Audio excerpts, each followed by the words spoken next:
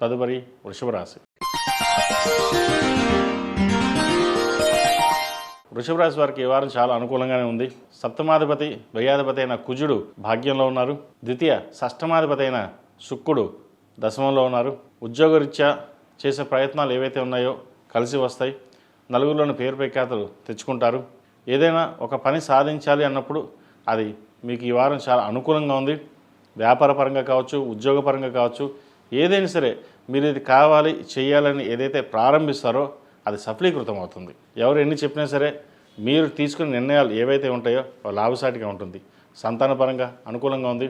ముఖ్యంగా భాగస్వామ్య వ్యాపారాలు బాగా కలిసి వస్తాయి. సొంతంగా చేసే వ్యాపారాలు కూడా చాలా అనుకూలంగా ఉంటుంది. లాభాలు బాగుంటుంది. అయితే లాభాలు ఎంత ఉంటుందో ఖర్చు కూడా అలాగే ఉంటుంది. ఖర్చుకు తగ్గట్టుగా లాభాలు వస్తున్నాయి అని అనిపిస్తుంటుంది. అయితే ఎంత ఖర్చు పెట్టాలో అంతవరకు చూసుకుని మిగతాది సేవింగ్స్కి వెళ్ళడం అనేది చెప్పదగినది. భూ సంబంధించిన వ్యవహారాలు, లోహపు సంబంధించిన వ్యవహారాలు, కాంట్రాక్టులు, రియల్ ఎస్టేట్ రంగంలో వారికి, సాఫ్ట్వేర్ రంగంలో ఉన్న వారికి, అదేవిధంగా బ్యూటిషియన్స్, కాస్మెటిక్స్, ముఖ్యంగా సినీ కళారంగాల వారికి చాలా అనుకూలంగా ఉందని చెప్పచ్చు. ఏదైనా సరే గడిచిన వారం బాగుంది. అదేవిధంగా ఈ వారం కూడా వీరికి చాలా అనుకూలంగా ఉంటుందని చెప్పచ్చు. ద్వితీయంలో గురువు ఉన్నారు. అష్టమ లాభాధిపతి గురువు ద్వితీయంలో వీరికి బలంగా ఉన్నారు. అదేవిధంగా చతుర్థంలో కేతు ఉన్నారు. తల్లిదండ్రులకు సంబంధించిన ఆరోగ్య విషయంలో కొన్ని జాగ్రత్తలు తీసుకోవడం చెప్పదగినది. అదేవిధంగా తల్లిదండ్రులతోటి ఏదో విధంగా మాట పట్టింపులు వచ్చే అవకాశాలు కూడా లేకపోలేదు. సామరస్యంగా ఉంది, ముందుకెళ్ళడం చెప్పదగినది. అదేవిధంగా ఈ రాశిలో జన్మించిన విద్యార్థులకు కాలం చక్కగా ఉంది. సివిల్ సర్వీసెస్ ప్రిపేర్ అవుతున్న వారికి, ఐఏఎస్ ఐపీఎస్ ప్రిపేర్ అవుతున్న వారికి కాలం అనుకూలంగా ఉంటుంది. ప్రభుత్వ ఉద్యోగం కోసం ప్రయత్నం చేసేవారికి నోటిఫికేషన్స్ పడడం ఇటువంటివి జరుగుతుంటాయి. చక్కగా వాటిని శ్రద్ధగా మీ పని మీరు చేసుకుని ముందుకెళ్ళడం చెప్పదగినది. మనకి ప్రభుత్వ ఉద్యోగం రాదా, వస్తుందా, రాదేమో అనే భావన కాకుండా మానవ ప్రయత్నం మనం చేయగలిగితే ఆ భగవంతుడి సంకల్పం వల్ల వచ్చే అవకాశాలు కూడా లేకపోలేదు. కష్టానికి తగిన ప్రతిఫలం అనేది ఎప్పుడూ లభిస్తుంది. కాబట్టి చదువు మీద శ్రద్ధ వహించడం, దుర్వ్యసనాలకి దూరంగా ఉండడం చెప్పదగిన సూచన.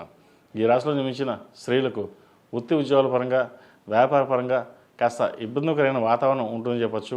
పై అధికారులతోటి మాట పట్టింపులు కావచ్చు, లేదా ఉద్యోగ ప్రయత్నాల్లో నూతన ఉద్యోగ ప్రయత్నాలు చేసే అవకాశాలు, చేదాకా వచ్చి చేజారిపోయే అవకాశాలు కూడా లేకపోలేదు.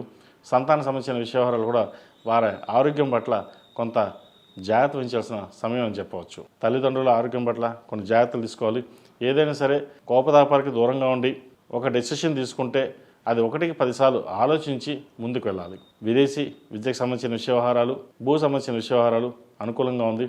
అడ్మినిస్ట్రేషన్, సాఫ్ట్వేర్ రంగంలో వారికి, ఎంబీఏ, హెచ్ఆర్, అడ్మినిస్ట్రేషన్ రంగాల్లో ఉన్న వారికి, కాస్మెటిక్స్, బ్యూటిషియన్స్ ఈ రంగాల వారికి చాలా అనుకూలంగా ఉంటుంది. సినీ పరిశ్రమలో ఉన్న వారికి అనుకూలంగా ఉంటుంది. రావాల్సిన బెనిఫిట్స్ వీరికి వచ్చే అవకాశాలు గోచరిస్తుంది.